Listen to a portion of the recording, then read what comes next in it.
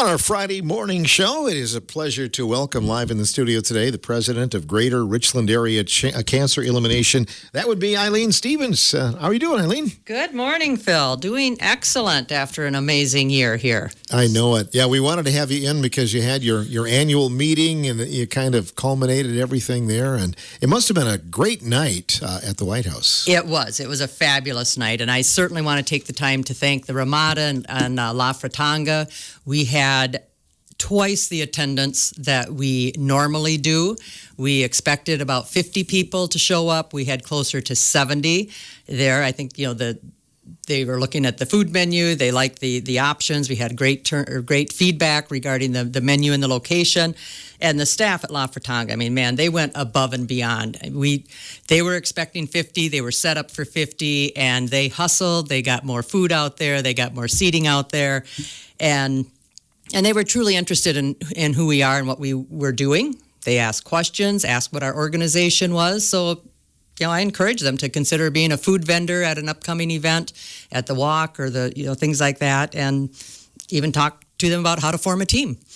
Why do you think this year's you got so much good response for the annual meeting?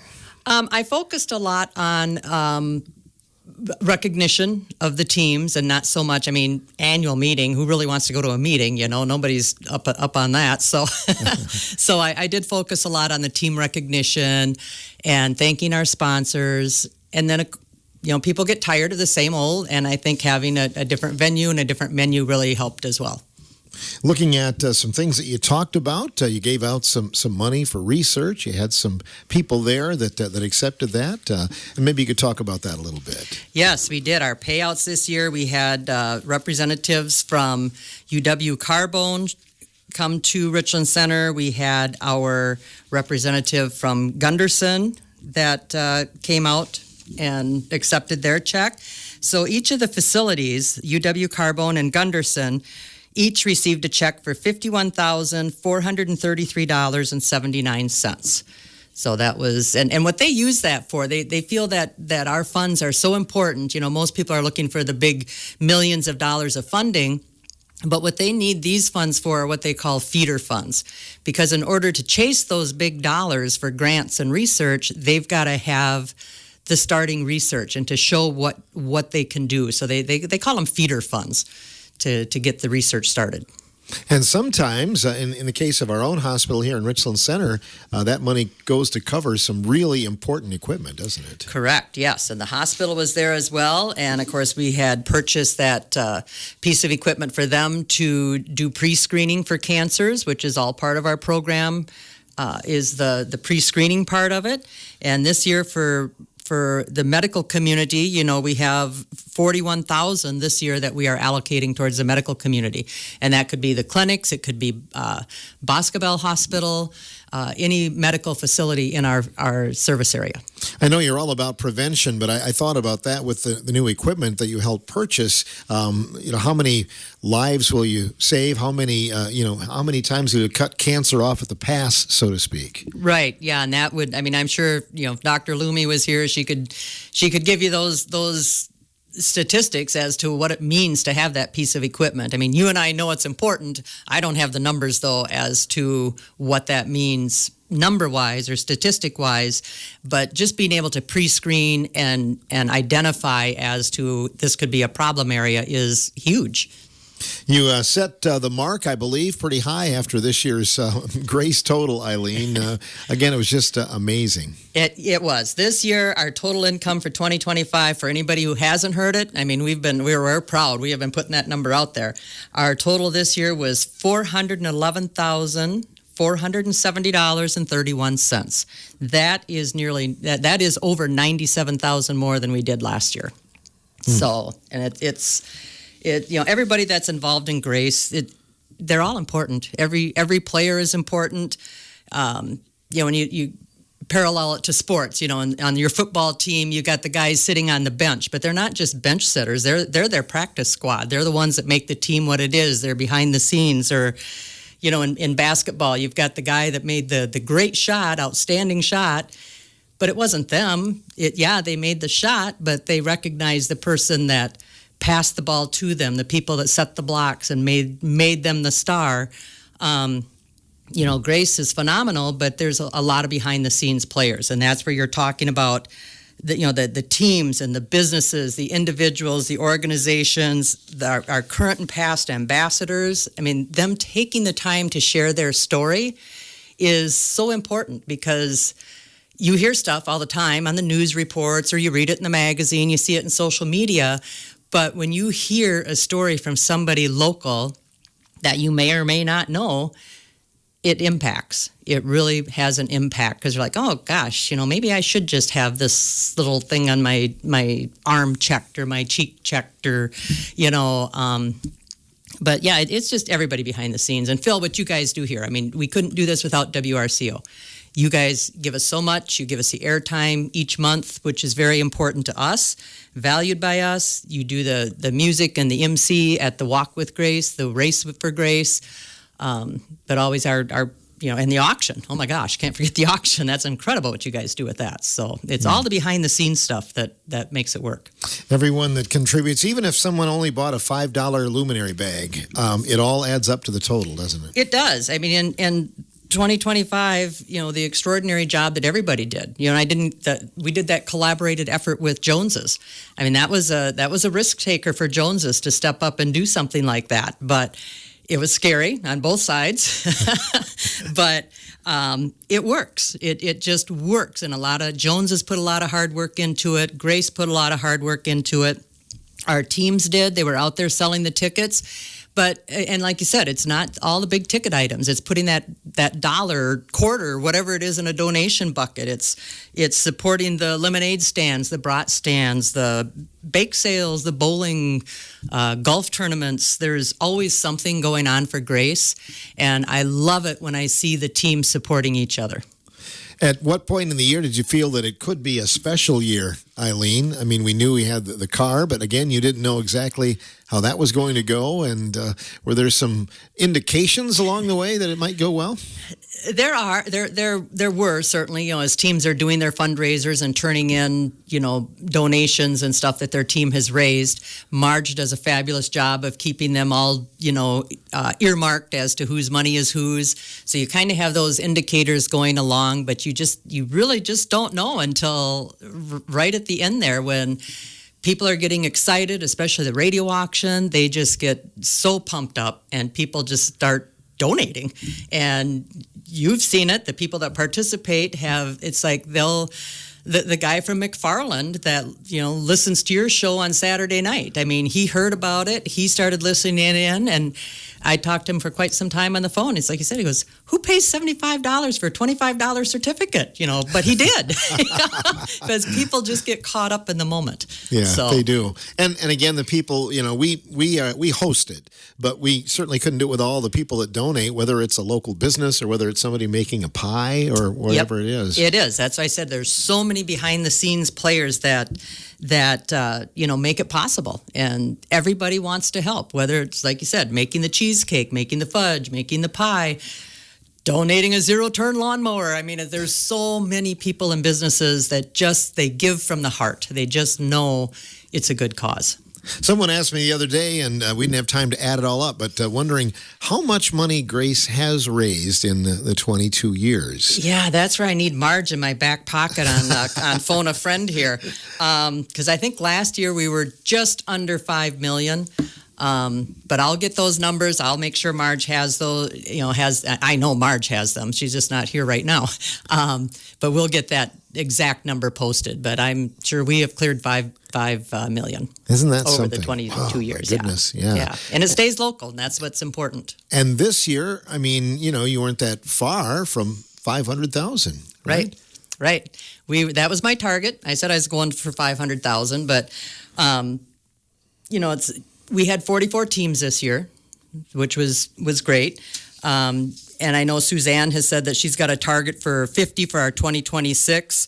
But I mean, my target is 75 teams for 2026, because I want to challenge each team out there to talk to somebody they know that has been impacted, tell them what we do, encourage them to have a team. just since our event, my brother talked to one of his coworkers down in Spring Green. Pretty sure we got another team coming in from down there. Team Hambone out of Muscadet. They're going to be a new team. They've already turned in $5,000 for next year's total. I mean, and good for them. I mean, it's phenomenal. And then, gosh, I just had somebody ask me yesterday. I don't have my notes with me, but another person asked me yesterday about forming a team. So they're out there. They just need to hear it. They need to be asked and understand what grace is. Because there's amazingly a lot of people that know we're good, but they really don't know what we are. The cutoff for 25 was the end of August, but some fundraisers started right away again in September, didn't they? Yes. We had, I know Team Crusaders had a meat raffle and 2 bingo things already this year, raising money. There's been food stands this year. And, of course, the bowling, I believe, is in January. That'll be coming up already, so that'll be a big fundraiser. But, I mean, just watch for people. When we see them advertised or know they're having stuff, we put it out there. And what Amy has done, Amy Bendel, for the fall plants, I mean, that'll all go towards her 2026 total. She's phenomenal, but, she is. And she doesn't like to be recognized for it, but she is great. No doubt. We had some great ambassadors, as we do every year, but this year they were exceptional, weren't they? Yes. And I said for the ambassadors to share their stories and tell us their journey, it's just it makes such an impact. And, nobody invites cancer into their life. Nobody does. But it shows up at their door. It hangs out by them day in, day out. So we always honor those who are hosting that unwelcome guest because they deal with it every day. We hear about it, we can just be like, oh gosh, that's terrible. But if you're not directly impacted at the time, it doesn't have it's not there in your forefront. Those that have that guest in their house, they can't get rid of them. They can't just say, go away. So, we honor them. We always remember those that have to, fight that challenge. But and for our ambassadors to share that with us, to keep us aware, that's powerful. Unfortunately, there is a need, and I know some of your other board members and staff were in here this year talking about the numbers were up in terms of requests for funds for local cancer patients, and obviously it's they can be helped by grace, but there's certainly a need out there.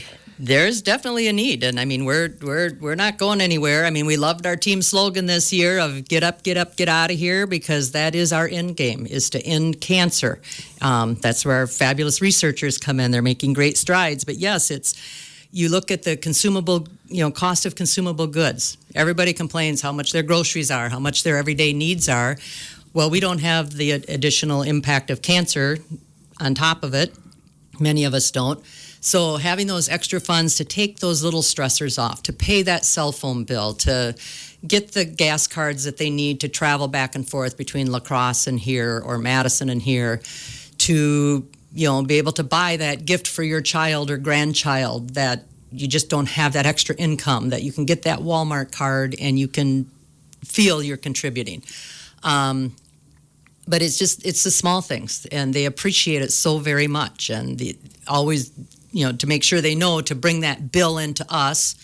I know Rose had mentioned that last month is, don't pay the bill and ask to be reimbursed. We won't do that, but we will pay that bill for you. So bring the bill in, and, if you're an eligible participant, then they'll take care of that for you.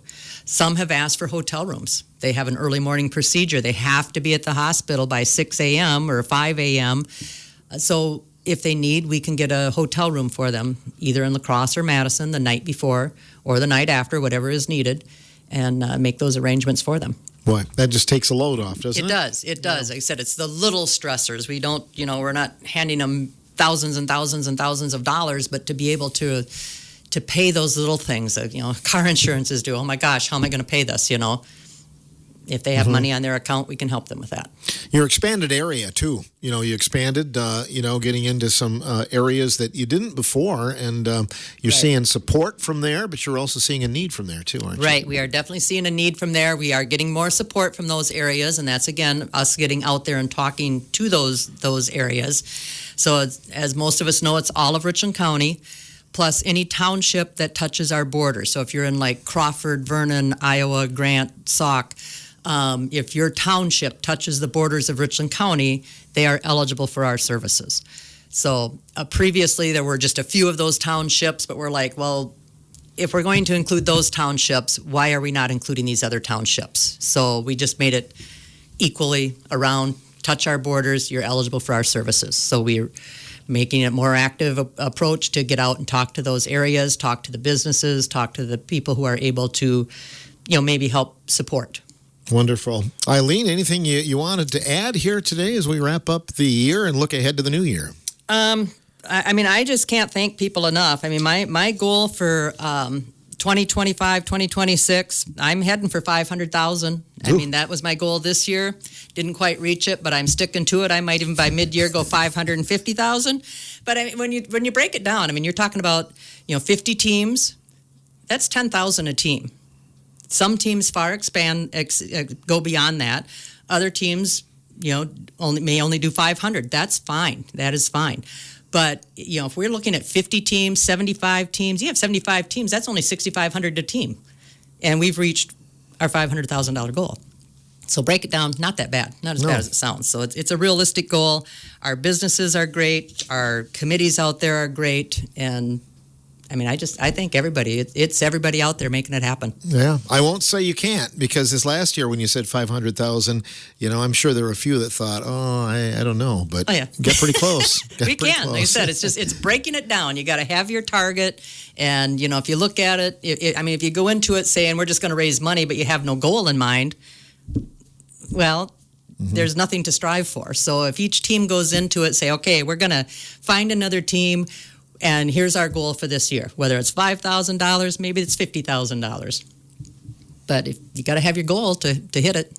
Yeah, well, good luck with that. And we'll continue publicizing all the good things Grace does here on the morning show. I know that you're going to be back next month. Alan Kajupsi's going to be back, and I know he's got even bigger and better plans for the race for Grace next year, too. Yes, I mean, everything just starts rolling. And, I mean, the race is in May, and in January they're going to start gathering to start planning for the annual walk event. It's ongoing, and I just anybody interested in helping out, just let us know. We've got space. Whether you want to be a committee member, a volunteer behind the scenes, toy with a board position, we need everybody. Everybody counts. Yes, we do. And they can find you, contact you through your socials. Right. They've got the Grace Local Cancer at gmail.com. They've got the Grace phone numbers. Anybody that needs an annual report, just give us a call. We will get one to you, or email us.